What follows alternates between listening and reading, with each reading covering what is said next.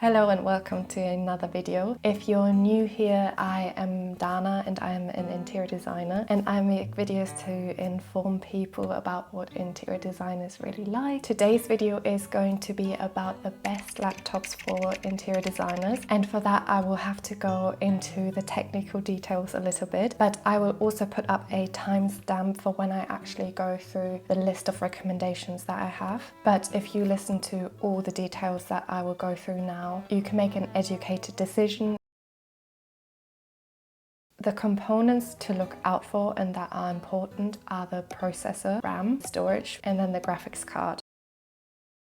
The processor or CPU is basically the brain of a computer. What I would recommend here is to go no longer than an Intel i5, but to be honest, I would actually recommend going with an i7 or i9. i7 will be a lot cheaper. The higher the number, the more recently the processor came out. The equivalent for an Intel i7 processor is the AMD Ryzen 7 processor. But if you're wanting to go for a Mac, then I would recommend M1 or above. So then moving on to RAM. RAM is the short-term memory of a computer, and it basically works when you're opening a software or anything you're doing right in this moment. As an interior designer, you're working with quite big files and you're generally doing quite intensive tasks. I would recommend to go no lower than 16 gigabytes. Most entry-level laptops, especially if they're Windows laptops, come with 16 gigabytes. When you're looking for Mac, it looks a little bit different. Most MacBooks still come with 8 gigabytes. I would really advise against that. So then moving on to the graphics card, which is very important for interior designers because we're doing a lot of graphic intensive tasks like rendering or 3D modeling, and for that I would recommend a dedicated graphics card. So just make sure that your laptop doesn't just have an integrated graphics card. The biggest company for graphics card and the widest used one is Nvidia, but this doesn't apply to Macs because they handle their graphics card very differently, and with MacBooks I would generally say that as long as you're buying a MacBook Pro, you are usually on the safe side. So then moving on to some other things to consider outside of the components for the laptop, which is, are you going to be using the laptop with a monitor, or are you going to use it by itself? Because then I would go for a bigger screen, so nothing lower than 15 inches. Another thing I would highly recommend is to get a Bluetooth mouse, because if you're using the trackpad for things like SketchUp and AutoCAD, it just doesn't work really well. I mean, you can do it, but it massively slows you down and it basically just gives you a cramp in your fingers if you're doing it for too long. I would recommend to just get any mouse. Honestly, I think for uni, I just got the cheapest mouse off of Amazon and it worked perfectly fine.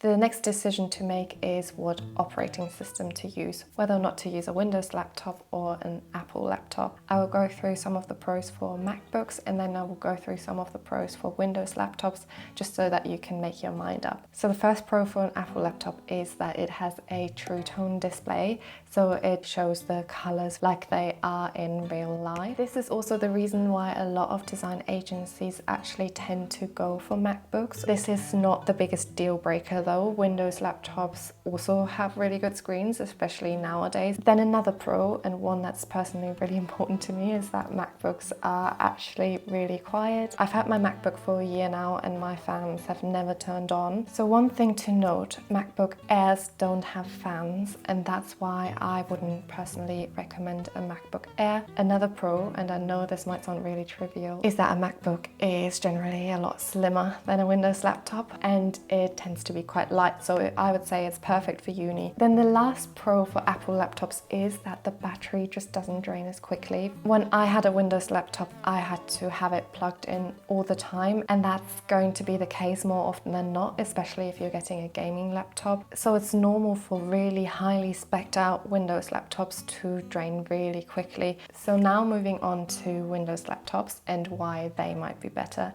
So the biggest pro, and the reason why I actually originally got a Windows laptop, is that Revit and other softwares only run on the Windows. They don't run on Apple. They've not been designed for Apple yet. So make sure that before you buy a laptop, you know whether or not you will be using Revit. All other softwares do run on a Mac, so there's no issue there.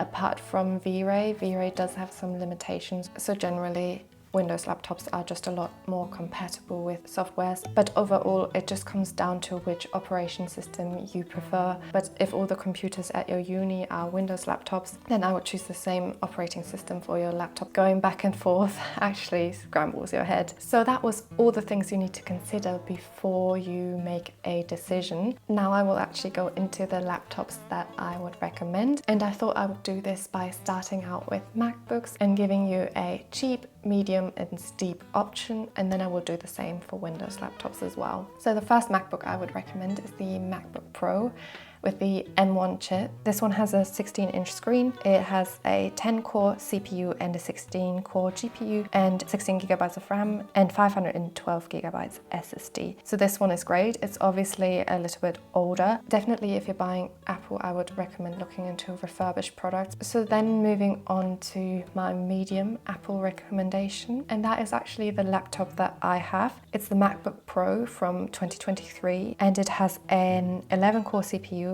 and a 14-core GPU, 18 gigabytes RAM, and again 412 gigabytes SSD storage. And this is a decent price for it as well. But obviously again, this laptop is 2 years old now. I would highly recommend this laptop. I've had it for a year and I've been really enjoying it. And obviously it's a little bit cheaper than buying the most recent one. But speaking of that, that is actually my steep recommendation, and that's the Apple MacBook Pro. So you can either buy that on the Apple website, but I have found it cheaper on Currys. So this is the Apple MacBook Pro 14-inch from 2024, which is the latest, and it has the latest M4 chip, and then again all the same specs as before. It has 16 gigabytes of RAM, then it has a 10-core CPU and a 10-core GPU, and you can have a look on the Apple website and get it higher spec, but I would definitely not go anything lower than that. Now moving on to the Windows laptops that I would recommend. So the first one is the cheapest one,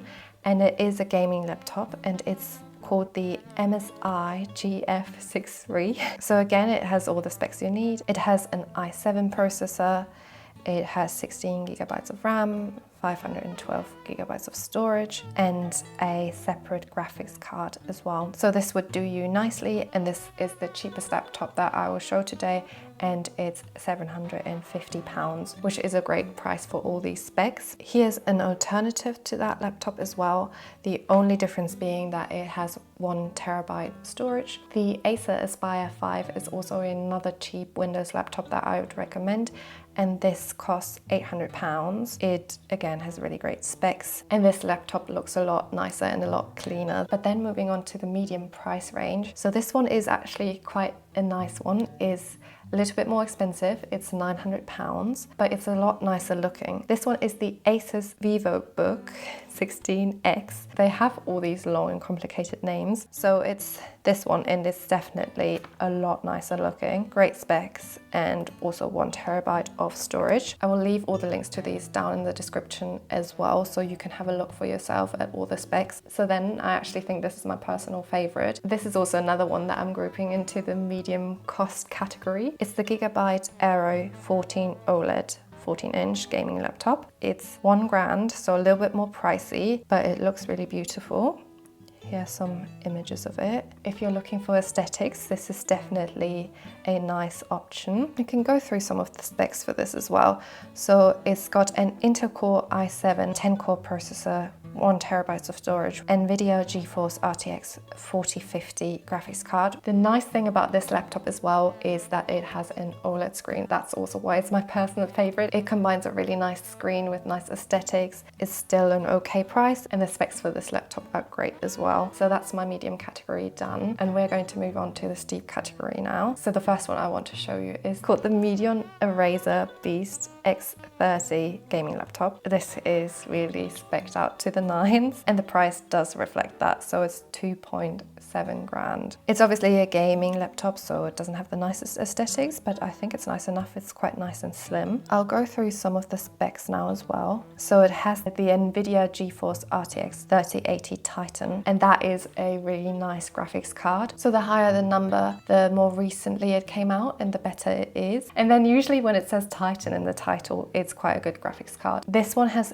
32 gigabytes of RAM RAM, which is crazy, 1 terabyte of SSD, an i7 12700H processor. So this will honestly do you nicely. I don't think you necessarily need to spend that much money, but this laptop is really spec'd out, so if you want to go the extra miles for your renderings, you can. Now moving on to my last recommendation, and this is my absolute favorite. This is such a nice laptop, and we're ending this video with a bang. So this is the Microsoft 14.4-inch Surface Laptop Studio 2, and what's nice about it is that it's a 2-in-1 laptop, so you can use the screen to do your sketches and the screen folds over. It is a very beautiful laptop as well, and very spec'd out, as you will see in a second. So here are some images. Here you can see the pencil. I actually think this is amazing for site visits because you can basically use it like an iPad. So this is how you can set up the screen. And what's nice about this laptop is that it's also got great specs, which we will move on to now. It has 16 gigabytes of RAM. It has 512 gigabytes of SSD. And what's nice is that it has a dedicated graphics card, and a good one at that. Most aesthetically pleasing laptops that are very thin don't tend to have a dedicated graphics card. That's why it's usually good to go for gaming laptops. This one is obviously a little bit steeper. It's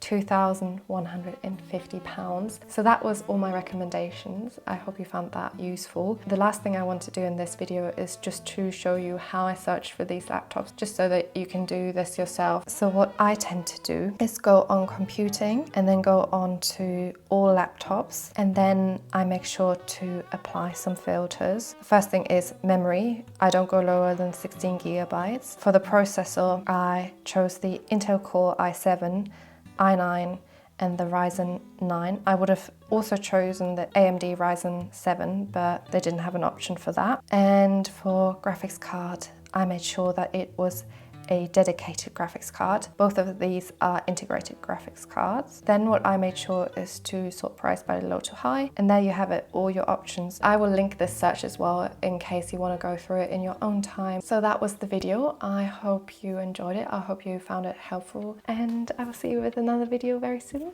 Goodbye.